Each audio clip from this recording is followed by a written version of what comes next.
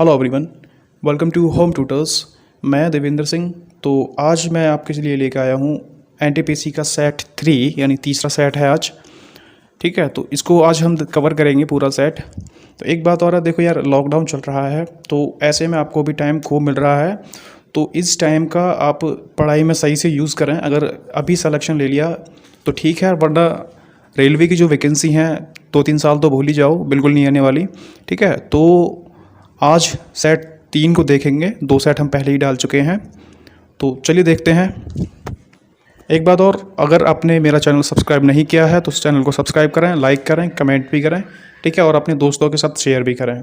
तो इस वीडियो में 30 क्वेश्चन हैं, तो चलिए देखते हैं 30 क्वेश्चन को। प्रतिरोध की एसआई इकाई क्या है?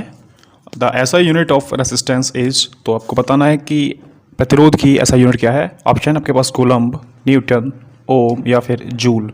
तो प्रतिरोध की जो एसआई यूनिट है वो है आपकी ओम। ठीक है, ये इसका साइन होता है। तो ऑप्शन सी इसका सही आंसर हो गया। कूलम्ब है आवेश की यूनिट, आवेश की, और न्यूटन है बल की, फोर्स, और जूल हो गई आपकी ऊर्जा की। ठीक है, तो सी इसका सही ऑप्शन हो जाता है। रेसिस्टेंस की एसआई यूनिट है ओम। नेक्स्ट, नकारात्मक त्वरण निम्न में से किसकी दिशा के विपरीत होता है? ऑप्शन आपके पास वेग, वेलोसिटी, बल, गति या फिर दूरी। तो जो भी अगर त्वरण है, अगर वो नकारात्मक है तो वो किसकी दिशा के विपरीत होगा? तो वो होगा आपका वेग की दिशा के विपरीत।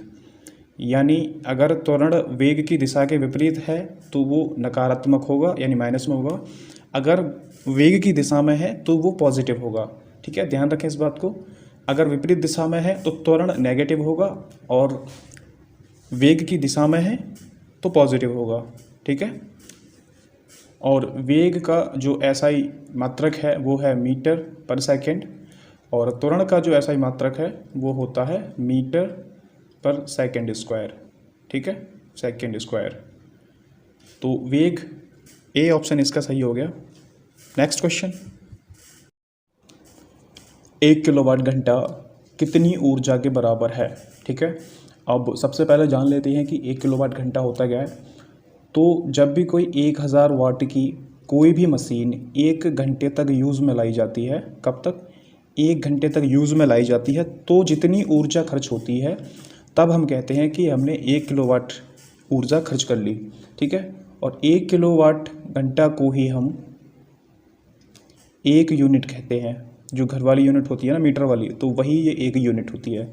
ठीक है, तो ये बराबर होता है 3.6 इंटू 10⁻⁻6 जूल के। ठीक है, ऑप्शन नंबर सी इसका सही आंसर है। नेक्स्ट क्वेश्चन, ऑक्टेस वर्गीकरण के न्यूलैंड्स लॉ में निम्नलिखित में से कौन सा अंतिम तत्व है? जो इन्होंने टेबल बनाई थी, पीरियोडिक टेबल, तो उसका लास्ट एलिमेंट कौन सा था ये आपको बताना है। ऑप्शन आपके पास रेडियम, लोहा, थोरियम या फिर रोडियम। देखो, जब इन्होंने पीरियोडिक टेबल बनाई थी तब उस समय 56 एलिमेंट ज्ञात थे। ठीक है, कितने? 56। तो इन्होंने क्या किया था कि जिस भी परमाणु का सबसे कम द्रव्यमान था ना, कम द्रव्यमान था, तो उसको सबसे पहले, और जिसका द्रव्यमान सबसे ज़्यादा था तो उसको सबसे लास्ट में रखा, यानी अंतिम में रखा। तो सबसे कम था हाइड्रोजन का। ठीक है, हाइड्रोजन का, और सबसे लास्ट वाला जो सबसे ज़्यादा द्रव्यमान था वो था आपका थोरियम का। तो अंतिम जो तत्व था वो थोरियम ही था। ऑप्शन सी इसका सही आंसर हो जाता है। ऑक्टेस पर न्यूलैंड्स ने जो अंतिम तत्व रखा था वो थोरियम रखा था। सबसे पहला हाइड्रोजन, क्यों? क्योंकि इसका कम द्रव्यमान था, परमाणु द्रव्यमान, और इसका सबसे ज़्यादा था। तो सी इसका सही आंसर हो जाता है। अलैंगिक प्रजनन लैंगिक प्रजनन से भिन्न है। अलैंगिक प्रजनन में होता है, तो आपको डिफरेंस बताना है, क्या डिफरेंस है। तो एक डिफरेंस ये होता है कि लैंगिक प्रजनन में 2 युग्मकों की आवश्यकता होती है। एक होती है नर और एक होते हैं मादा। ठीक है, तो ये लैंगिक प्रजनन में इनकी आवश्यकता होती है, लेकिन अलैंगिक प्रजनन में ऐसा नहीं होता। ये स्वतः ही प्रजनन कर लेते हैं, और इनके जो जीव होते हैं उनमें ये बिल्कुल सेम टू सेम अपने माता पिता के समान होते हैं, इनमें कोई भी डिफरेंस नहीं होता है। किसमें? जो भी अलैंगिक प्रजनन की संतान होती है, जीव होते हैं जो भी, ठीक है। तो तीसरा ऑप्शन इसका सही हो गया। नए जीव जनक माता पिता के बिल्कुल ही समान होते हैं, कोई भी डिफरेंस नहीं होता, लेकिन लैंगिक प्रजनन के जो भी जीव होते हैं उनमें डिफरेंस होता है, ठीक है। तो ये सबसे बड़ा अंतर है दोनों में, ठीक है। तो सी इसका सही आंसर हो जाता है। नेक्स्ट क्वेश्चन,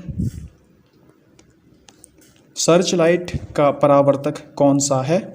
ऑप्शन है आपके पास बेलनाकार दर्पण, उत्तल दर्पण, अवतल दर्पण या फिर समतल दर्पण, ठीक है। तो देखो सर्च लाइट का जो परावर्तक होता है वो होता है आपका अवतल दर्पण।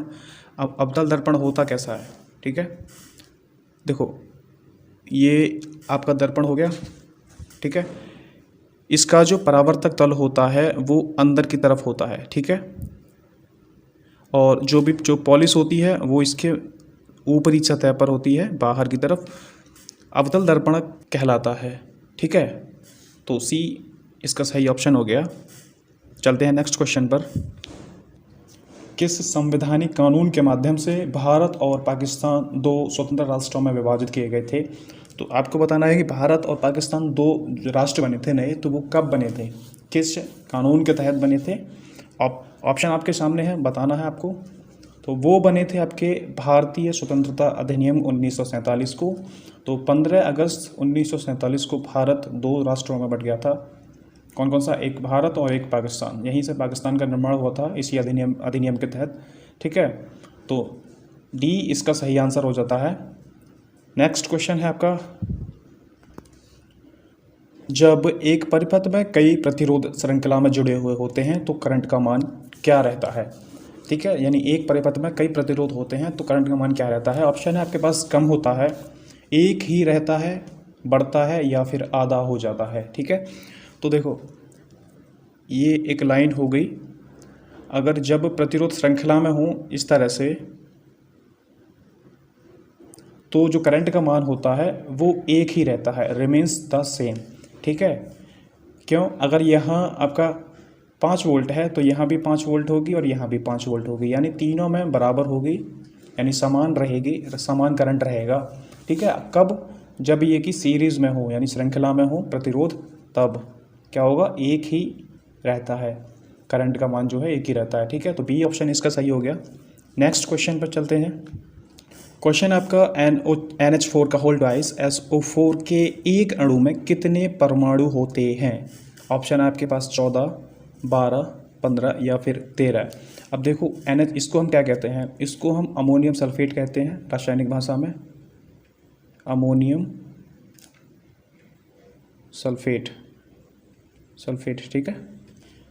अब देखो हमें इसमें एक अणु में परमाणु ज्ञात करने हैं तो क्या करना होगा? ये जो दो है ना, इसका सबसे पहले इसमें अंदर मल्टीप्लाई करो, तो नाइट्रोजन के हो गए 2 अणु नाइट्रोजन के, और 4 दूनी 8, और 8 अणु हो गए हाइड्रोजन के। ऐसे ही एक हो गया सल्फर का, और 4 हो गए आपके ऑक्सीजन के, ठीक है। तो टोटल कितने हो गए? 2 और 8 10 और 5 15, यानी 15, एक अणु में 15 परमाणु होते हैं अमोनियम सल्फेट के में, ठीक है। तो ऑप्शन सी इसका सही आंसर हो जाता है। कितने अणु? 15 अणु, ठीक है। चलते हैं अगले क्वेश्चन पर। क्वेश्चन है संवेग को किसके गुणनफल के रूप में व्यक्त किया जाता है, ठीक है। तो आपको बताना है संवेग किसे कहते हैं।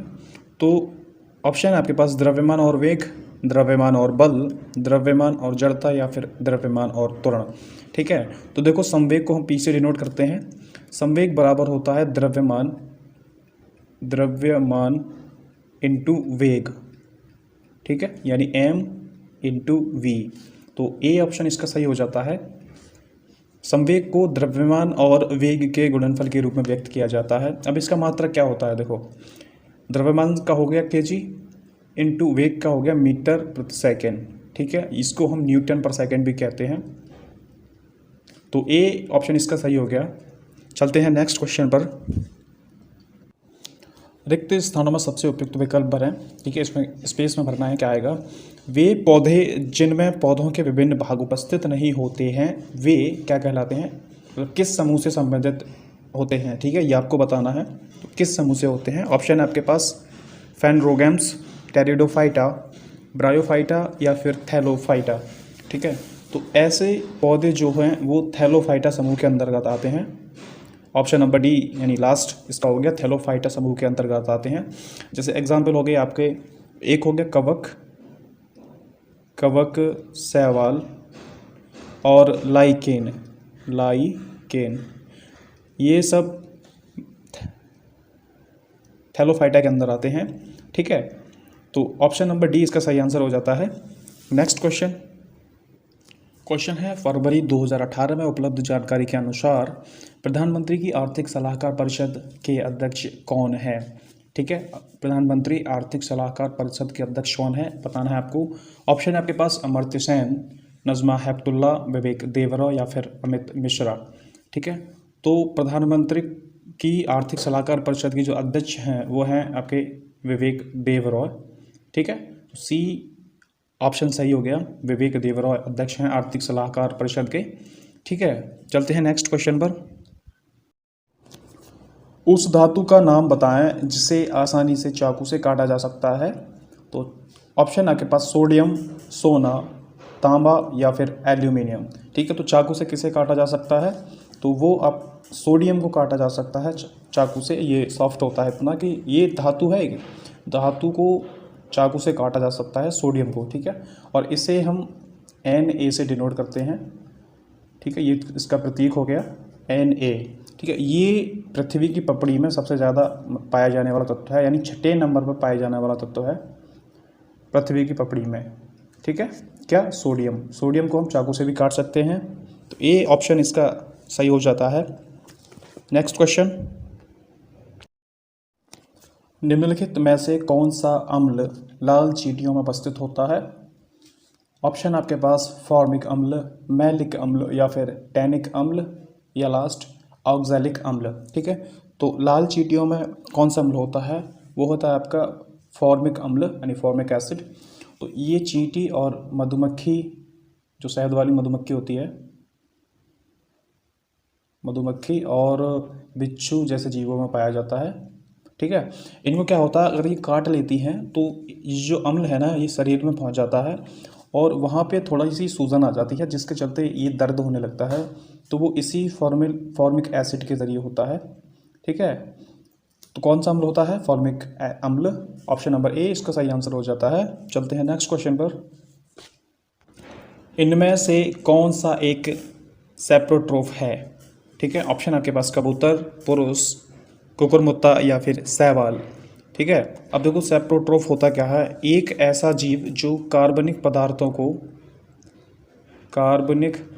का क्षय करके अपना पोषण करता हो, तो वो सारे सेप्रोट्रोफ कहलाते हैं, ठीक है। अब जैसे एग्जांपल हो गया आपका, एक हो गया आपका कवक और दूसरा जैसे कुकुरमुत्ता हो गया, कुकुरमुत्ता।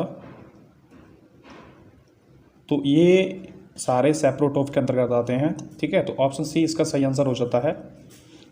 नेक्स्ट क्वेश्चन, एक परमाणु में न्यूट्रॉनों की संख्या किसके बराबर होती है?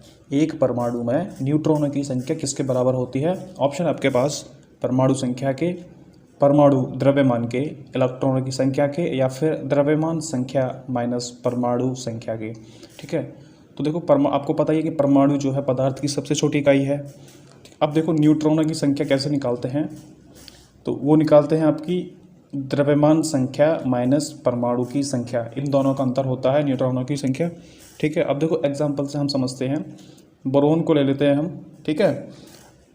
अब देखो बोरोन की जो द्रव्यमान संख्या होती है वो होती है 11 और परमाणु संख्या होती है 5। तो न्यूट्रॉन की संख्या हम यहाँ से निकाल लेंगे, ठीक है।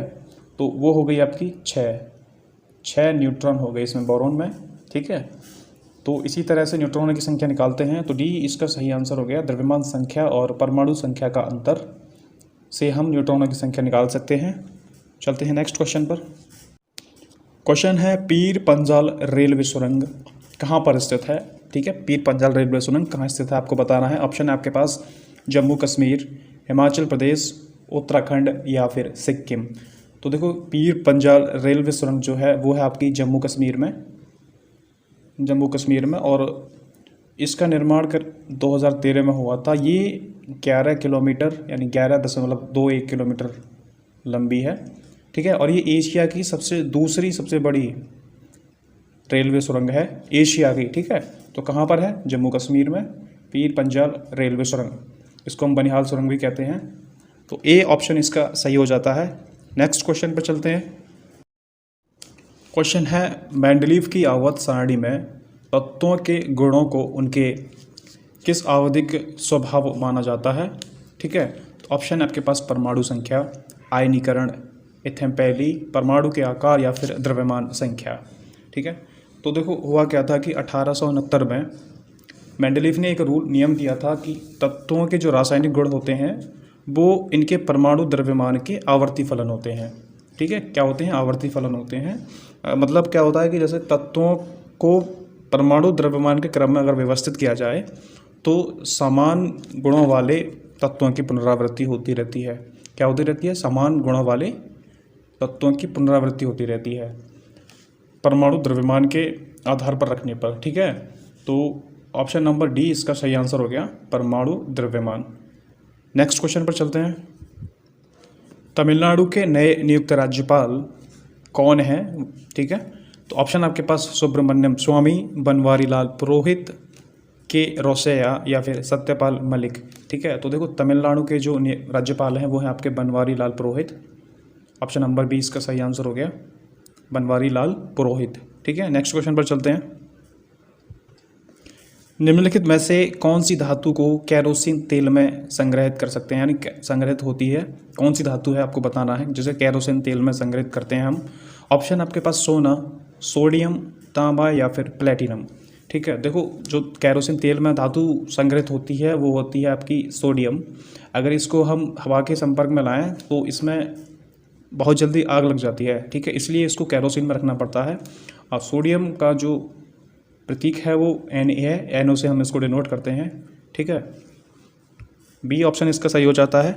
नेक्स्ट क्वेश्चन है 20 सेंटीमीटर की वक्रता त्रिज्या वाले एक अवतल दर्पण की फोकस दूरी क्या होगी, ठीक है। फोकस दूरी आपको बतानी है। यहाँ पर वक्रता त्रिज्या दी हुई है। ऑप्शन आपके पास 5 सेंटीमीटर, 15 सेंटीमीटर, 10 सेंटीमीटर या फिर 20 सेंटीमीटर, ठीक है। अब देखो अवतल दर्पण की फोकस दूरी का जो फॉर्मूला होता है वो आपको पता होना चाहिए इसमें। तो फॉर्मूला होता है आपका F बराबर R/2, जहाँ R क्या है? R है आपकी वक्रता त्रिज्या, ठीक है। तो F बराबर R कितनी दे रखी है? 20/2, तो बराबर आ गई 10 सेंटीमीटर फोकस दूरी होगी, ठीक है। तो सी ऑप्शन इसका सही हो गया। अब अवतल दर्पण की फोकस दूरी जो होगी वो होगी आपकी 10 सेंटीमीटर, ठीक है। चलते हैं नेक्स्ट क्वेश्चन पर।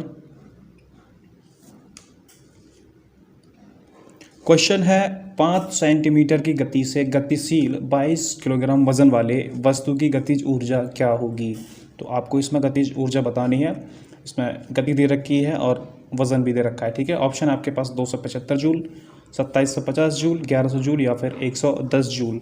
तो सबसे पहले आपको गतिज ऊर्जा का फॉर्मूला आना चाहिए, ठीक है। तो गतिज ऊर्जा बराबर क्या होता है? गतिज ऊर्जा बराबर होता है 1/2 mv², ठीक है। तो रख देंगे फॉर्मूले में 1/2, n कितना दे रखा है आपका 22, और वेग गति दे रखी है आपकी 5, स्क्वायर में दे रखा है तो डबल करेंगे 5 × 5, ठीक है। 2 से डिवाइड करेंगे 11 बार गया, 11 में 5 55 और 55 × 5 बराबर हो गया आपका 275 जूल, ठीक है। ऑप्शन ए इसका सही आंसर हो गया 275 जूल, ठीक है। चलते हैं नेक्स्ट क्वेश्चन पर। यदि आप एक दर्पण में देखते हैं और पाते हैं कि आपका चित्र यानी परावर्तन आपसे छोटा है तो दर्पण किस प्रकार का है, ठीक है। यानी आप किसी मिरर के सामने खड़े होते हैं तो आपका चित्र जो बनता है छोटा बनता है, तो वो किस दर्पण में बनता है आपको ये बताना है। ऑप्शन आपके पास अवतल दर्पण, उत्तल दर्पण, समतल उत्तल दर्पण या फिर समतल दर्पण, ठीक है। तो जो चित्र छोटा बनता है आपका वो बनता है आपका उत्तल दर्पण में, ठीक है। किसमें? उत्तल दर्पण में। बी ऑप्शन इसका सही हो गया। अब उत्तल दर्पण होता कैसा है? देखो ये एक मिरर हो गया, तो उत्तल दर्पण का जो परावर्तक तल होता है वो उभरी हुई सतह की तरफ होता है, ठीक है, यहाँ, और अंदर की तरफ होती है आपकी पॉलिश, ठीक है। तो इसी वजह से आपका जो चित्र है परावर्तन छोटा दिखाई देता है। तो बी ऑप्शन इसका सही हो गया। उत्तल दर्पण में आपका जो परावर्तन है आपसे छोटा दिखाई देगा। चलते हैं नेक्स्ट क्वेश्चन पर। क्वेश्चन है एक कंडक्टर का प्रतिरोध किसके व्युत्क्रमानुपाती होता है। ऑप्शन आपके पास अनुप्रस्थ भाग का क्षेत्रफल, लंबाई, तापमान या फिर प्रतिरोधकता। अब देखो प्रतिरोध जो होता है वो कंडक्टर की मोटाई के व्युत्क्रमानुपाती होता है। किसके ऊपर? कंडक्टर की मोटाई के ऊपर। यानी चालक जितना मोटा होगा उसका प्रतिरोध उतना ही कम होगा। ठीक है, यानी R = होता है 1/A, यानी अनुप्रस्थ भाग का क्षेत्रफल के व्युत्क्रमानुपाती होता है प्रतिरोध। ठीक है, किसका? कंडक्टर का। ऑप्शन ए इसका सही हो जाता है, R = 1/A। ठीक है, तो चलते हैं नेक्स्ट क्वेश्चन पर। क्वेश्चन है थायरॉक्सिन के संश्लेषण के लिए निम्नलिखित में से क्या आवश्यक है। तो थायरॉक्सिन के संश्लेषण के लिए क्या ज़रूरी है? ऑप्शन आपके पास पोटेशियम, कैल्शियम, आयोडीन या फिर सोडियम। ठीक है, तो देखो थायरॉक्सिन के संश्लेषण के लिए आयोडीन की बहुत आवश्यकता होती है। ठीक है, तो थायरॉक्सिन थायरॉयड ग्लैंड से निकलता है। किससे? थायरॉयड ग्लैंड से थायरॉक्सिन निकलता है। तो इसके संश्लेषण के लिए आयोडीन की आवश्यकता होती है। ऑप्शन नंबर सी इसका सही आंसर हो जाता है। चलते हैं अगले क्वेश्चन पर। क्वेश्चन है जीएसटी लागू करने वाला पहला देश कौन सा था, यानी सबसे पहला वर्ल्ड में सबसे पहला देश कौन सा था। तो ऑप्शन आपके पास जर्मनी, ऑस्ट्रेलिया, कनाडा या फिर फ्रांस। तो जीएसटी देखो गुड्स एंड सर्विस टैक्स। ठीक है, ये जीएसटी का पूरा नाम फुल फॉर्म होती है। तो ये सबसे पहले फ्रांस में लागू किया गया था 1954 में। सबसे पहले वर्ल्ड में सबसे पहले फ्रांस में जीएसटी लागू किया गया था। और ये इंडिया में कब लागू किया गया? तो इंडिया में लागू किया गया था ये 1 जुलाई 2017 को।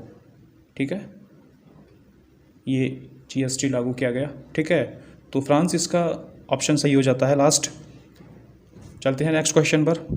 क्वेश्चन है आपका धातुएं अम्लों के साथ अपक्रिया द्वारा क्या उत्पन्न करती हैं। ठीक है, जब धातुओं अम्लों के साथ अपक्रिया होती है तो क्या बनाती हैं। ऑप्शन आपके पास लवण और हाइड्रोजन, लवण और क्षार, लवण और पानी या फिर लवण और क्लोरीन।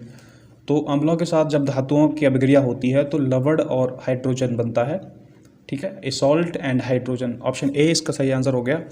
अम्ल का पीएच मान 7 से कम होता है और ये नीले लिटमस पेपर को क्या कर देता है? लाल कर देता है। कौन? अम्ल। ठीक है, तो धातुओं की जब अम्लों के साथ अपक्रिया होती है तो लवण और हाइड्रोजन बनते हैं। ये ऑप्शन इसका सही हो गया। चलते हैं नेक्स्ट क्वेश्चन पर। क्वेश्चन है अगला, क्लोरीन गैस का उपयोग निम्न में से किसके निर्माण में किया जाता है। ठीक है, ऑप्शन है आपके पास ब्लीचिंग पाउडर, धुलाई सोडा, बेकिंग सोडा या फिर बेकिंग पाउडर। तो क्लोरीन गैस का जो उपयोग किया जाता है वो ब्लीचिंग पाउडर बनाने के लिए किया जाता है। ठीक है, यानी इस और ब्लीचिंग पाउडर का जो सूत्र है वो है आपका CaOCl2। ठीक है, कैल्शियम ऑक्सीक्लोराइड इसका रासायनिक नाम होता है। तो ब्लीचिंग पाउडर बनाने के लिए क्लोरीन गैस का उपयोग होता है। ए ऑप्शन इसका हो गया सही। अगर ये वीडियो आपको अच्छा लगा हो तो चैनल को सब्सक्राइब करें, लाइक करें और नीचे कमेंट भी करें। ठीक है।